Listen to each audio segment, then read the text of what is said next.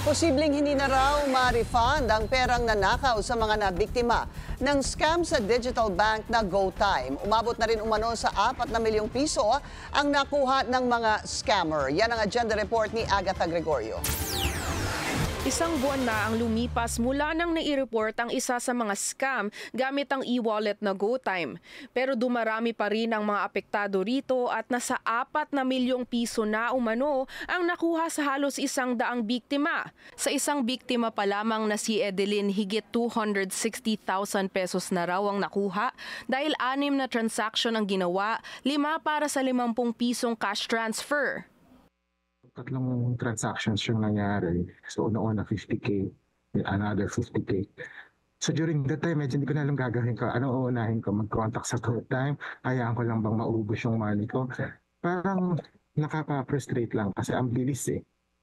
In a matter of less than 2 minutes, they got around 123K on my account. Dagdag ng scam victim na si John, nagawa pa ng scammer magtira ng higit 500 pesos sa folder na pinangalan ng Sorry.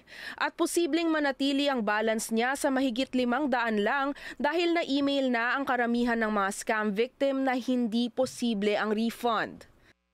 What they require is a subpoena or court order now for the case to move forward. So I did communicate with PNP investigator and they require a bank dispute resolution, which the GoTyme does not did that given to me yet. So hindi pa nila nabigay yun and I keep following up now since mag-ano na, go 1 week na siguro. Nagkakilala sina John at Edeline dahil sa isang Facebook group chat para sa mga na-scam gamit ang kanilang GoTyme account.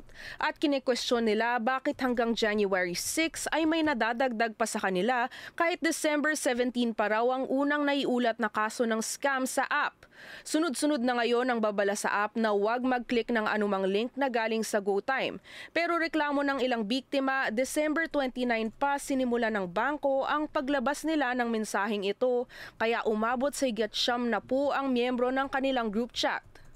Mas maganda kung papaigtingin pa nila yung security nila. Kasi paano if ever hindi naman kami totally nakatutok sa social media, dapat yung security measure nila, dapat mas sigit pa ron sa mga reminder awareness na pinapadala nila sa public. May pagbabago rin sa app ukol sa device change o linking. Matapos ito gawin, 24 oras na bawal muna magpadala ng pera. Disyembre pa naghain ng reklamo ang grupo ni Alvin sa Bangko Sentral. Pero hanggang ngayon ay wala pang update mula sa BSP. Nagtanong na ukol sa insidente ang Bilyonaryo News Channel sa BSP ngunit wala pa itong tugon. Para sa agenda, Agatha Gregorio, Bilyonaryo News Channel.